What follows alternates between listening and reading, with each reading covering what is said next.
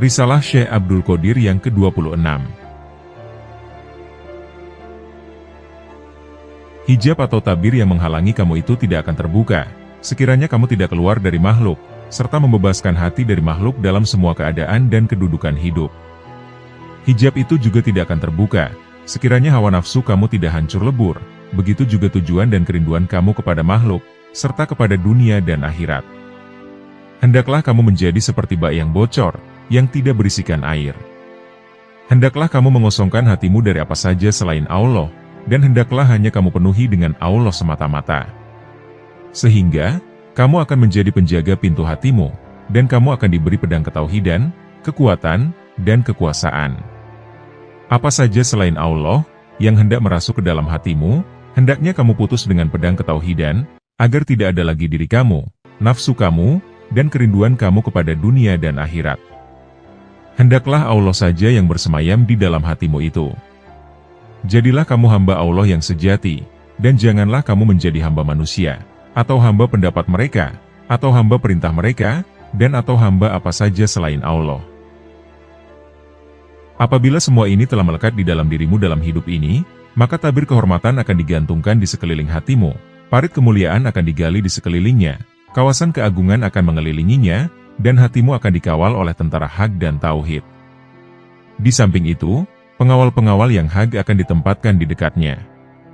Dengan demikian, setan, hawa nafsu kebinatangan, pengaruh manusia yang meruntuhkan, angan-angan kosong, dan apa saja yang merusakmu, tidak akan dapat menawan dan menerobos masuk ke dalam hatimu yang terkawal rapat itu.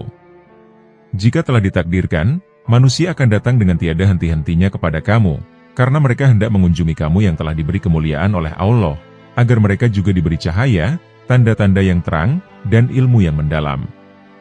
Dan agar mereka melihat kekeramatan dan perkara luar biasa dari kamu, yang semua itu dapat menunjang usaha mereka untuk mendekatkan diri dan patuh kepada Allah. Maka semua itu tidak akan dapat menggoncangkan dan mempengaruhimu untuk merasa sombong dan bangga, ujub dan ria, serta menuruti nafsu yang merusakkan dan lain sebagainya. Tetapi kamu akan tetap bersama Allah, dan merendahkan diri kepadanya. Sekiranya kamu dikarunia Allah seorang istri yang cantik jelita, istrimu itu pun tidak akan mampu menggoncangkan iman kamu, dan kamu akan diselamatkan dari kejahatannya, serta akan diselamatkan dari memikul bebannya atau saudara-saudaranya. Istri adalah karunia Allah yang dilimpahkan kepadamu, dan Allah akan memelihara istrimu itu dari kerusakan akhlak, tidak dapat dipercaya, berbuat kejahatan, dan menyeleweng dari jalan yang lurus. Dia akan takluk kepada kamu, dia dan saudara-saudaranya akan membebaskan kamu dari beban nafkahnya, dan menjauhkan kamu dari segala kesusahan karenanya. Sekiranya dia melahirkan anakmu, maka anak itu akan menjadi anak yang soleh, bersih, dan menyenangkan pandanganmu.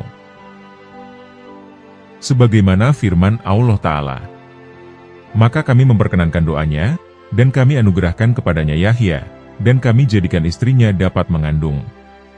Sesungguhnya mereka adalah orang-orang yang selalu bersegera dalam mengerjakan perbuatan-perbuatan yang baik, dan mereka berdoa kepada kami dengan harap dan cemas. Dan mereka adalah orang-orang yang khusyuk kepada kami. Quran Surat Al-Anbiya, ayat 90. Allah Subhanahu wa Ta'ala juga berfirman, dan orang-orang yang berkata, "Ya Tuhan kami, anugerahkanlah kepada kami istri-istri kami, dan keturunan kami, sebagai penyenang hati kami. Dan jadikanlah kami imam bagi orang-orang yang bertakwa." Quran Surat Al-Furqan, ayat 74.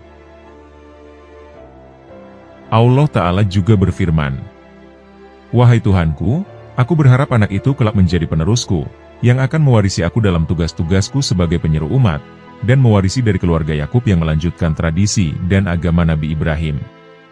Kabulkanlah doaku, dan jadikanlah dia, wahai Tuhanku, seorang yang selalu diridha dan dirahmati." Quran Surat Maryam, ayat 6. Semua permintaan atau doa yang tersebut dalam ayat-ayat tadi, akan kamu terima dan berlaku bagi kamu, baik permintaan itu kamu tujukan kepada Allah, maupun tidak. Karena doa-doa itu khusus untuk orang-orang yang layak menerima karunia-Nya, dan dekat kepadanya. Sekiranya hal-hal keduniaan datang kepadamu, kamu tidak akan dapat dibahayakannya. Apa yang telah ditentukan untukmu, dengan kehendak dan ketentuan Allah, akan kamu rasakan dengan keadaan bersih. Tetapi hendaklah kamu patuh kepadanya, seperti dengan melakukan sholat 5 waktu, dan berpuasa pada bulan Ramadan. Kamu diperintahkan untuk membagikan, atas apa yang bukan bagian kamu, yang terdapat dalam rizkimu itu, kepada sahabatmu, tetanggamu, orang-orang yang meminta sedekah, dan orang-orang yang patut menerima zakat, sesuai dengan keadaan. Keadaan yang sebenarnya akan diberitahukan kepadamu, sehingga kamu dapat membedakan antara orang-orang yang patut diberi, dengan orang-orang yang tidak patut diberi. Semuanya akan tampak terang olehmu, tidak ada keraguan, dan tidak ada kesamaran lagi padamu. Oleh karena itu, hendaklah kamu bersabar, ikhlas dalam bertawakal kepada Allah. Perhatikan apa yang ada sekarang, hilangkan syahwat sangka, diam dan jangan banyak bicara, berlomba-lombalah menuju ridho Ilahi, bertawakallah kepadanya, bertawadhulah, dan husyuklah kepadanya serta bersikap sederhana. Sehingga, takdir datang kepadamu dan kamu dibawa maju ke depan dengan tangan kamu, dan kemudian segala sesuatu yang memberatkan kamu akan diringankan. Setelah itu, kamu akan ditenggelamkan di dalam lautan ridho, rahmat, dan kasih sayang Allah, serta kamu akan dihiasi dengan pakaian nur, rahasia ketuhanan yang maha tinggi, dan ilmu yang datang dari Allah. Kamu akan dibawa dekat kepadanya, berkata dengannya, diberi karunia olehnya, dan dibebaskan dari segala keperluan. Kamu akan diberi keberanian, kemuliaan, dan ketinggian, serta firman ini akan ditujukan kepada kamu. Dan sang raja berkata, bawalah Yusuf kepadaku, agar aku memilih dia sebagai orang yang rapat kepadaku. Maka tatkala raja telah bercakap-cakap dengan dia, dia kemudian berkata, sesungguhnya mulai hari ini, kamu akan menjadi seorang yang berkedudukan tinggi, lagi dipercayai pada sisi kami.